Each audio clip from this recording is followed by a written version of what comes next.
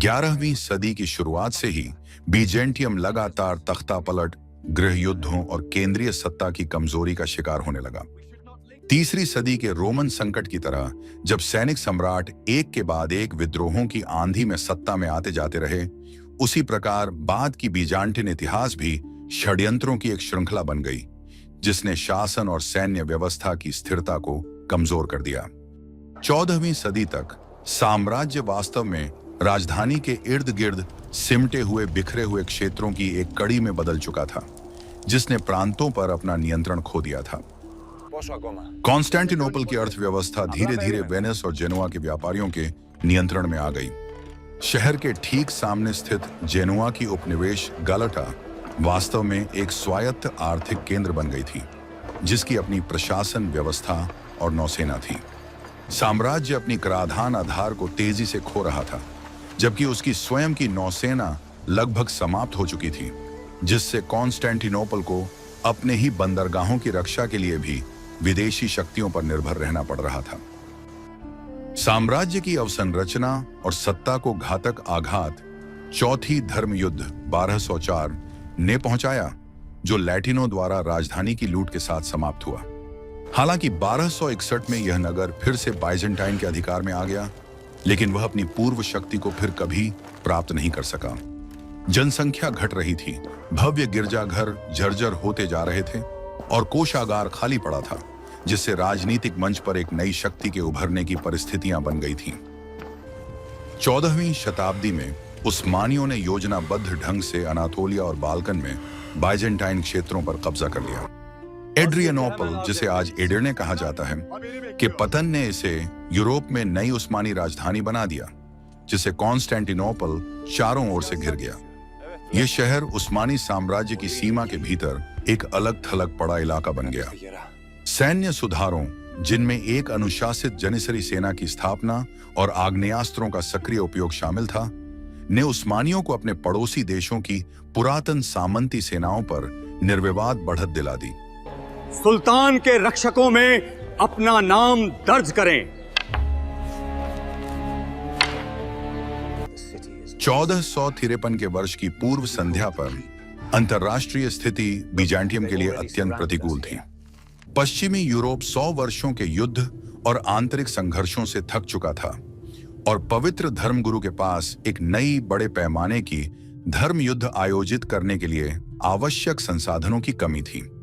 बीजेंटियम ने औपचारिक रूप से फ्लोरेंस की एकता को स्वीकार कर चर्चों के एकीकरण की आशा में कैथोलिक सहायता की उम्मीद की थी, लेकिन वास्तव में उसे कोई ठोस सैन्य समर्थन नहीं मिला। इसके विपरीत उसे अपनी ही जनता के बीच तीव्र असंतोष का सामना करना पड़ा, जो इस एकता को ऑर्थोडॉक्सी के साथ विश्वासघात मानती थी। कॉन्स्टेंटिनोपल की आंतरिक स्थिति स्वयं में बहुत कुछ अधूरी थी।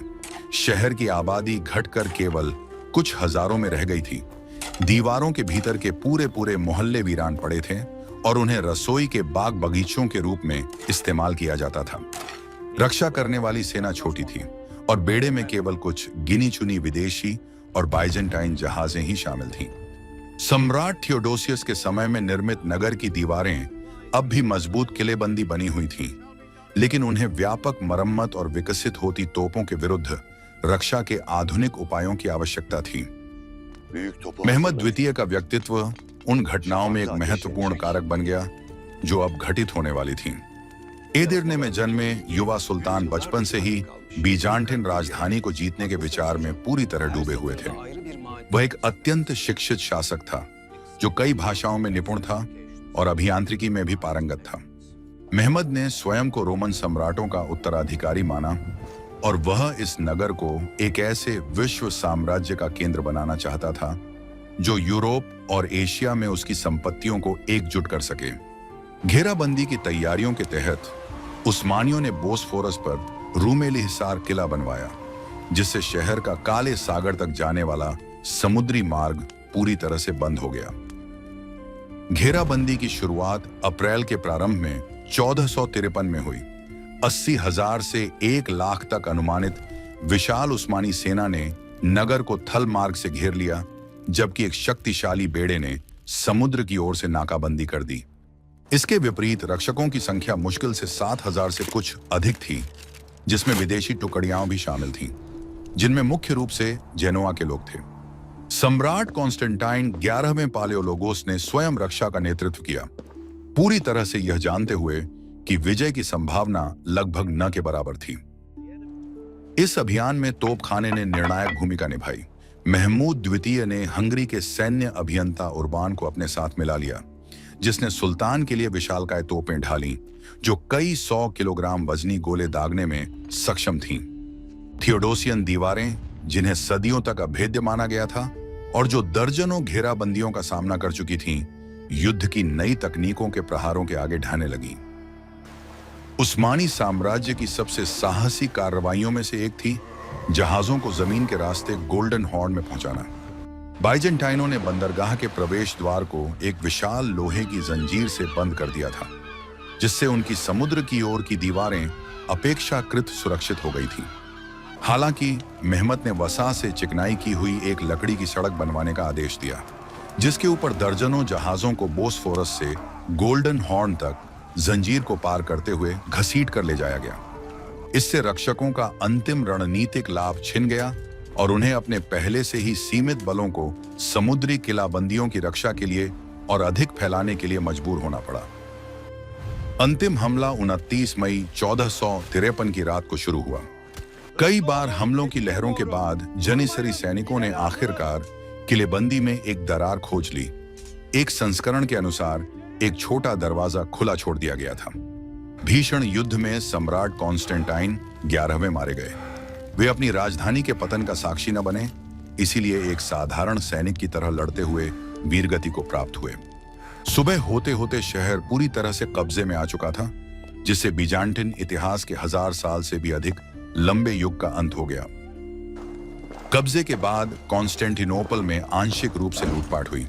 हालांकि सुल्तान महमद द्वितीय, जो इसे अपनी राजधानी बनाना चाहते थे, ने शीघ्र ही अव्यवस्था समाप्त करने और नगर की आधारभूत संरचना की पुनर्स्थापना का आदेश दिया।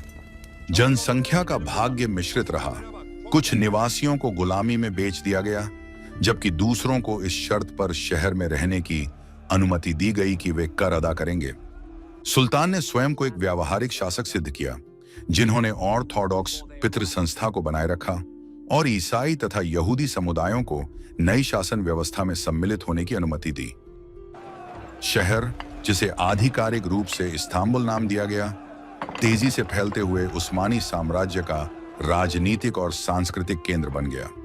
महमद द्वितीय ने रोम का सम्राट की उपाधि धारण की, जिससे उन्होंने प्राचीन काल के शासकों की अपनी उत्तराधिकारिता को विशेष रूप से रेखांकित किया।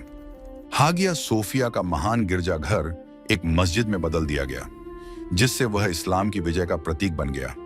साथ ही इसकी वास्तुकला ने बाद के उस्मानी भवनों पर गहरा प्रभाव डाला, जिससे नई शाही राजधानी का स्वरूप आकार लेने लगा। कॉन्स्टेंटिनोपल का पतन 1453 में पूर्वी भूमध्य सागर और यूरोप में वैश्विक शक्ति संतुलन को बदल देने वाली घटना थी। उस्मानियों ने प्रमुख व्यापार मार्गों पर निर्विवाद अधिकार स्थापित कर लिया, जिससे यूरोपीय शक्तियां पूर्व की ओर जाने के वैकल्पिक रास्ते खोजने के लिए प्रेरित हुईं और अंततः यह खोजों के युग का कारण बना। सांस्कृतिक दृष्टि से जब बीजांटिन विद्वान ओटोमन विजय से बचकर इटली पहुंचे और अपने साथ अनमोल पांडुलिपियां लाए, तो इससे मानवतावाद और पुनर्जागरण के विकास को जबरदस्त प्रोत्साहन मिला। यह घटना एक युगांतकारी परिवर्तन का प्रमुख प्रतीक बनी हुई है। रोमन कानून और ईसाई सार्वभौमिकता पर आधारित पुराने विश्व के स्थान पर एक नया गतिशील साम्राज्य उभरा, जिसने तुर्की सैन्य परंपराओं को इस्लामी संस्कृति के साथ मिला दिया। साल 1453 केवल एक सैन्य पराजय की तारीख नहीं है, बल्कि वह एक ऐसा मोड़ है जिसके बाद भूमध्य सागरीय क्षेत्र में एक ऐसा परिवर्तन शुरू हुआ जिसने आने वाली कई सदियों तक इसकी पहचान को परिभाषित किया।